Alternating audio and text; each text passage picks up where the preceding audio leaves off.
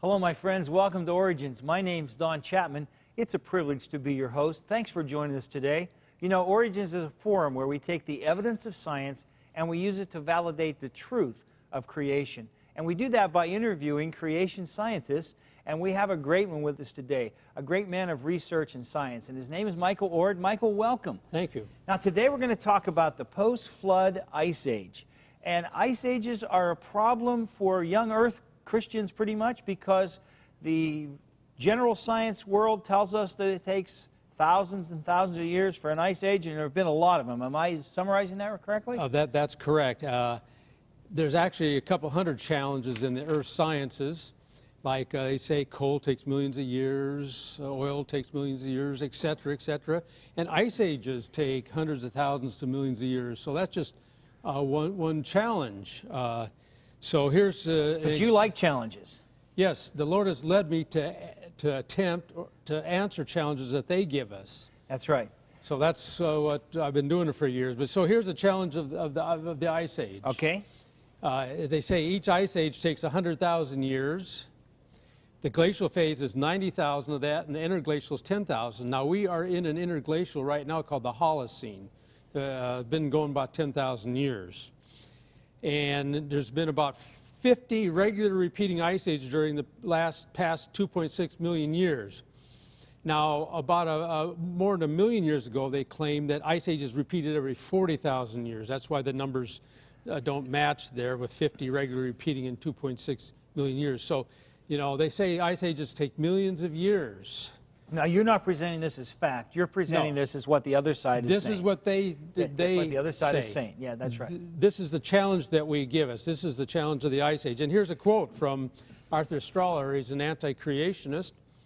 They decided that the Antarctic ice sheet was 10 times as old. So he says this puts a lot more stress on us. And here's his quote from this anti-creationist book. Increasing the duration of the ice age by a factor of about 10 greatly increases the stress upon the creation scientist who must compress the events of 15 million years into 4,000 years of post-flood time. Well, he got one thing right. It's in the post-flood time. But can we meet a challenge like this of 15 million years of time and 4,000 years of Earth history? Yes, I think we can. So my theme verse for research, as you know, is examine everything carefully, hold fast to that which is good. I'm holding fast to the Bible as God's Word, and Jesus is my Lord and Savior, but I'm examining the data carefully. See, when I examine data, I look at what's the real data and what's the interpretations. There's a difference. So I'm interested in what's observed, the actual factual data. Then I'm going to go with that. You got to go beyond the superficial level. That's why this verse emphasized carefully, because if you look at something at the superficial level, you're just going to know enough to get in trouble. So you got to go in depth, and this is what I've done. Okay. Well, go up to the board if you would, sir, and show us the evidence. I think you've laid out yourself quite a challenge, and I'm anxious to hear your solution. Okay. I'm going to present this as a number of questions. The first question, was there really an ice age? Well, let's take a look at the data out there in the field. To examine what an ice age does, you go to places that were previously glaciated and have been receding. Practically all the glaciers in the world have been receding, so as they recede, we see what they left. And then we go check other places and see if those same features are there. So when you examine this, you not only find those moraines, you find scratched bedrock like this. They call it striated bedrock. And that's because the glacier picks up boulders, and the boulders are moving over the bedrock, scratching the bedrock, but also scratching the boulder at the bottom of the ice, you see. So this is what they call striated bedrock. And when you go and look and see if you have these same features in areas that are said to be glaciated, you look for these. Well, this is west of Great Falls, Montana, where I used to live for many years. And right out in this area is the Rocky Mountain front. And right here, you see a mound. Right in here. And it actually came back over on this side. And this is a subdued moraine for when the ice was in the Rocky Mountains. It came out about 10 miles out into the high plains and formed this mound of debris, a moraine that is similar to what you see today when glaciers recede. It broke right in here, probably because of it dammed up a lake, and it probably broke through there and eroded. And then when we go up into the Rocky Mountain front, to the first cliff, about 800 feet high, we find scratched bedrock, like right in here, going right up over the cliff. And those are the scratches left from the ice. And this is an area where the temperature gets up to 85 degrees in the summertime. It would be very hard for ice to be here at this time. I mean, you'd have to cool it way down. So, but it's evidence that not long ago there was ice, because you still see the strided pavements. So you're telling us that the two things that you showed us from the current glacier, those characteristics are there in the Rocky Mountains, so there was an ice age there. Yes, there was ice here. Yes. And then when you go to many mountainous areas in the west, you find these, out from a mountain valley, you find these horseshoe-shaped moraines, like around the Sierras, the Wind River Mountains. This is around the Wallowa Mountains in northeast Oregon. The glacier came out of this valley here and went out into the plain here near what's called Enterprise, Oregon. It's about 4,000 feet. And it left a very sharp lateral moraine there, a small end moraine there, and another lateral moraine there, a horseshoe-shaped moraine that's over deep and a lake fills it. When you add it all up, this is where it was glaciated not that long ago. Much of the northern United States, the mountains of the western United States. This is just a schematic. It's not meant to be accurate. It's just generalized. You'll notice that the Brooks Range of Alaska was glaciated, and right up in here. And the Alaska Range was glaciated, but the lowlands were not. A major mystery of Earth science, because that's a great area for them to be glaciated. Why weren't they glaciated? But virtually or nearly virtually all of Canada was under a glacier. Virtually. And most of all New England of the United States? Yes. Okay. And parts of northwest Canada right there were not glaciated. Right. There was an ice age not that long ago, because the striations are still fairly fresh, the moraines are still fairly sharp. Secondly, can mainstream sciences explain the ice age? See, they're always challenging us, as that quote I gave you. But when I check a challenge, I find out that when they point one finger at us, there's three fingers pointing at them. It's a challenge also to them. Yes. And it is a challenge. But before we can understand the challenge to them, we got to find out or understand what causes an ice age. There's three main requirements. Cooler summers. We see winters are cool enough already. So you got to cool the summers, and of course late springs and early falls. I mean, the warm season's got to be cooler. So you need cooler summers. You need greater snowfall, because even if you did cause a cooler climate, you dry out the air. Those are the two main mechanisms. But if you find a climate change to do this, it can't just be for 1 year. It's got to be year after year, so the snow builds up. So it's got to persist for many years. Yeah. That's the requirements for an ice age. So how much cooler are we talking about? Well, let's kind of find out how cool it has to be around the periphery of the ice sheet, like Minneapolis, the city of Minneapolis. The ice sheet was probably around 500 feet thick there. Not too thick there, but still 500 feet. Well, the average temperature of Minneapolis, June to August, that includes the maximum and the minimums. This is the average of 70 degrees. To get ice there, at least you got to go down to 32.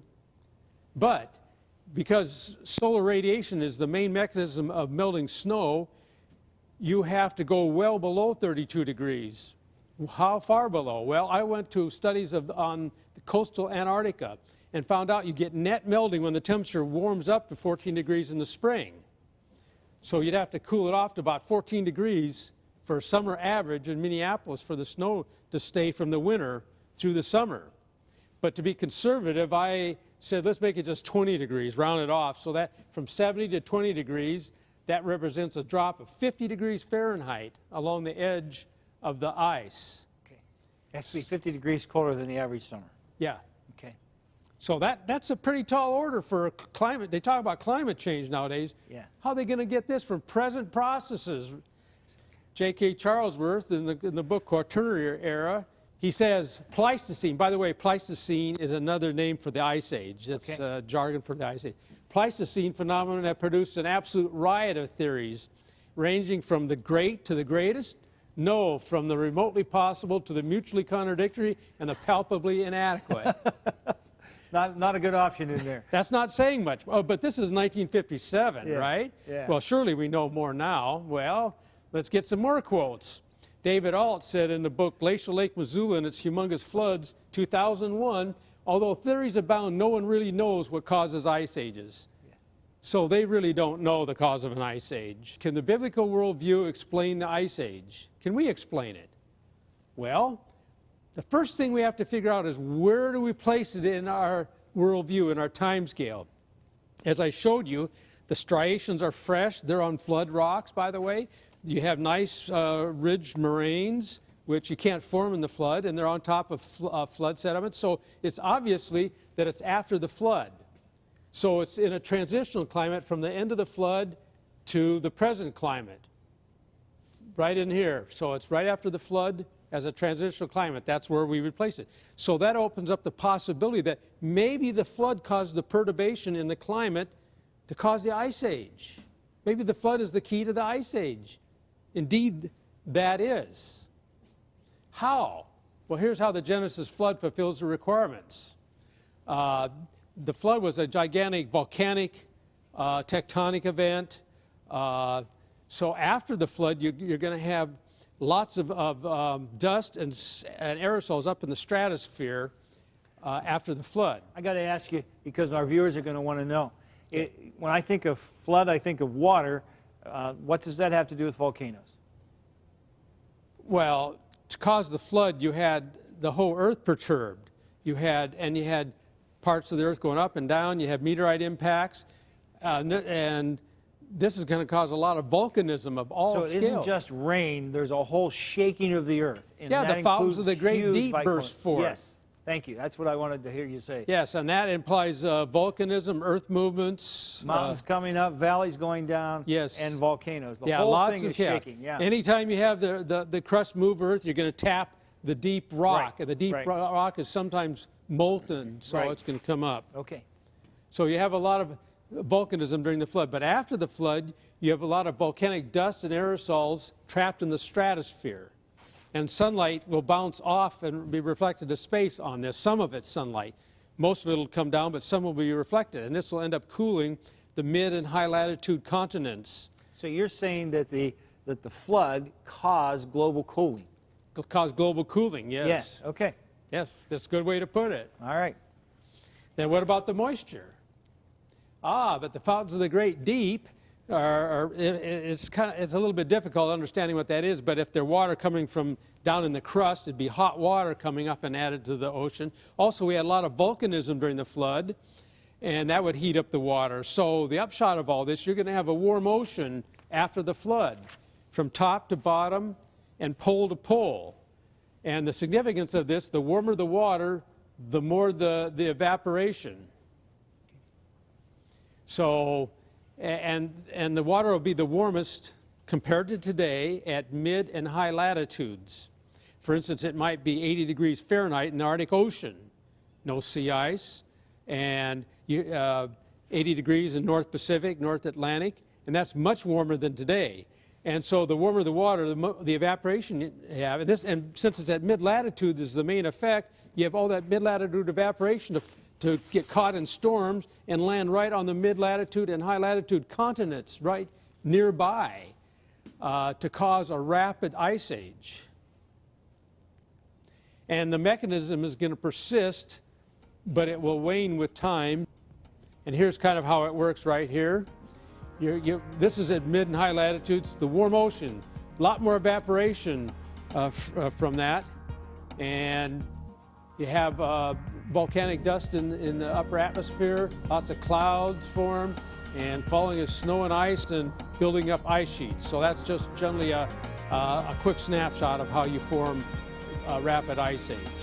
All right, well, we got to take a break, and we have some more questions that will pull all of this together, so don't you go away. We'll be right back, and you'll want to understand the biblical basis for the Ice Age. We'll be right back to tell you.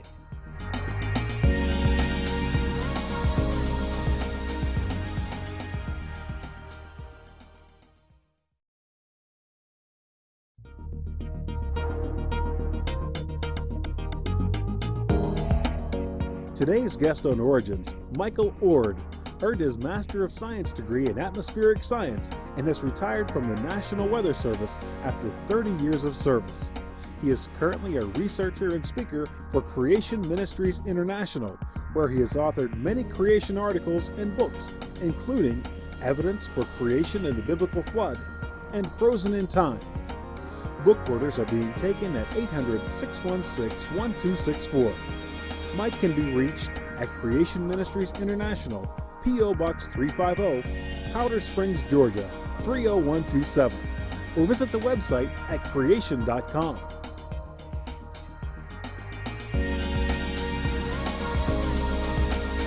Well, we're back with Michael Ord, and we're talking about the post-flood Ice Age. Michael, you've given us a great mechanism to understand how the Ice Age happened, but we start out with slides that talk about how many hundreds of thousands of years they would take. What about time frame? Yeah, that's a very important point. That's my next question is, how rapid was the Ice Age? Yes. Well, the way to do that is I ran calculations on the cooling of the ocean. You add up all the factors that cause warming, which would be the solar radiation, all the factors that cause cooling, which mostly would be evaporation, and they get a change in temperature, change in time. As the ocean's cool enough, the ice builds up on land, reaches a max, and then it starts melting, you see. So it depends on the temperature of the ocean, the cooling of the ocean. But there's no way to be accurate with these, so the variables, I use maximums and minimums so that I can bracket the time. And when I did this, I got a minimum of 297 years, and a maximum of 1,765 years. But the best estimate was about 500 years to cool the ocean off to 10 degrees centigrade. So the glaciation, the Ice Age would reach a maximum in about 500 years. And here's some of the average depths I got. And also based on maximum, minimums, and the variables. You can see the range for the Northern Hemisphere and Antarctica. The best range is about 2,330 feet. On the average, there's some places that are a lot thinner and some places a lot thicker, you see. The average for Antarctica is about 3,925 feet. That's at glacial maximum. Then you have to melt all this, except for Antarctica and Greenland.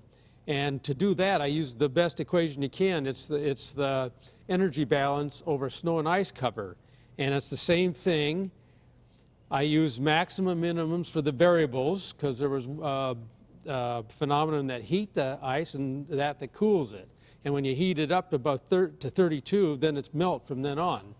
So using maximum minimums to melt the periphery. Now the periphery is a 400-mile strip along the edge of the ice sheet. So to melt that edge, it took the range was 40 to 100 years. The best estimate was 70 years. But interior Canada, interior Scandinavia, it took longer. They get less solar radiation, they're cooler, so it took about 200 years. So the total time for the Ice Age was only 700 years. We don't need 100,000 years for one Ice Age. Wow, that's a big difference. And you seem to have data to support yours, where the other one is just speculation, isn't it? Oh, yeah. There's even other questions. How many Ice Ages were there? This is just for one. Were there many, many Ice Ages that we need to do? Well, I found out that the multiple Ice Age was mainly an assumption. In fact, here's an article from the journal called Geology. It's by 6 researchers from the University of Edmonton in Alberta. They said a single late Wisconsin Laurentide glaciation, Edmonton area in southwest Alberta. Translating that, they only believe in one ice age. It was late Wisconsin time, and it was the big ice sheet that was in central and eastern Canada and the adjacent northern United States. And there's only one of them in southwest Alberta, clear up to Edmonton. Notice what they say in this quote here. Glacial reconstructions commonly assume a multiple glaciation hypothesis in all areas that contain a till cover. Till is glacial debris. So when they look at glacial debris, they commonly assume multiple glaciation. Most areas, you only see one till, one glaciation. It's only on the edge where it's been oscillating that you find multiple till layers was separated by sand or something that they claim there's multiple glaciation. So the upshot of this is it's mainly an assumption. The evidence really supports only one ice age. Then the last question, will there be another ice age? See, we haven't ended the interglacial cycle yet. We're still in it. So they believe the next ice age is coming. In fact, we had some global cooling from 1945 to 1975, and there's books written that the next ice age is coming. So will there be? Before we worried about global warming, we were worried about global cooling. Yes, that's true. Well, here's how they get this. We are still in the glacial interglacial cycle, as I say. Interglacials last 10,000 years, and according to their time scales, it's been 10,000 years since it melted, so we're due any day now.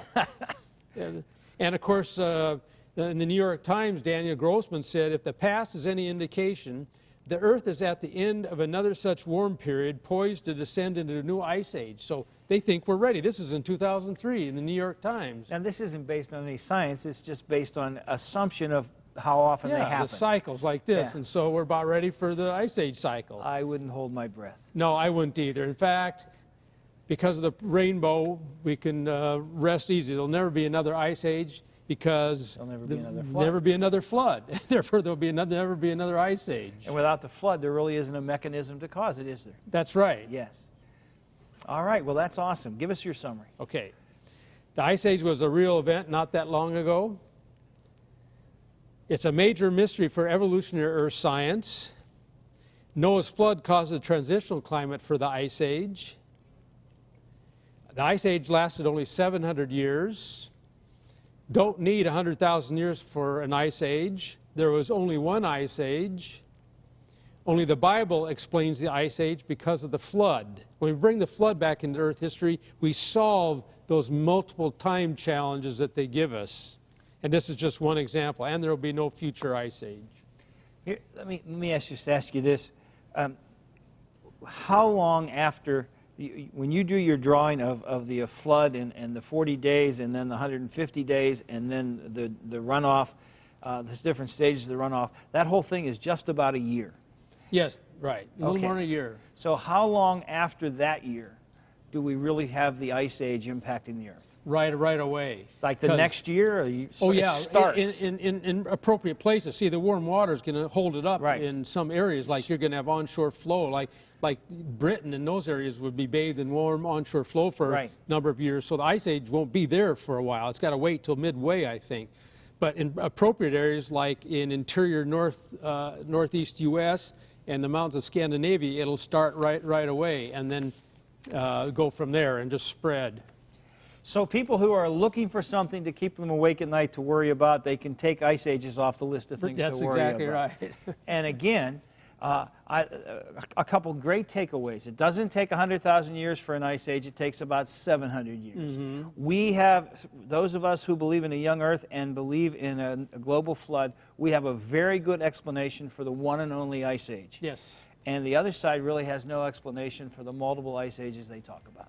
No, they have 60 theories. One that's kind of popular right now, but it has lots of problems, called the astronomical theory of the ice age. Okay. What great work you've done for us. And again, I'm so thankful. And you know, parents, get your kids to watch this show. Get them to see that the Bible gives us good answers for the reality of the history of the world and for the earth that we live on. And help them to come to believe that the Bible tells us God's truth about our world. And then when we can believe the Bible about the formation of the world and what's happened on it, we can believe the plan of salvation that's out of the same book. And so I just want to emphasize to you, especially you parents out there, never be afraid to search for truth. Because when we find the truth, it'll lead us back to Jesus, who is the ultimate truth. And so I just want to remind you before we go one more time that the God who caused the ice age by causing the flood, it's his view that he created you. And that should be your worldview too. I hope you'll join me again soon here on Origins. And until then, God bless you, my friend. Thank you.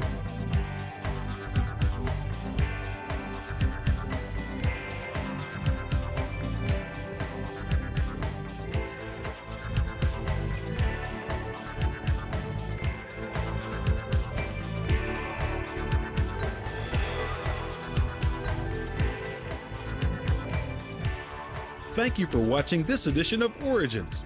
If you'd like a copy of the PowerPoint information presented today, you can download a PDF file from our website at www.originstv.org. Or for DVD of this series, send a $12 donation to cover shipping and handling and write to Origins Program, number 1307, Cornerstone Television, Wall, Pennsylvania 15148.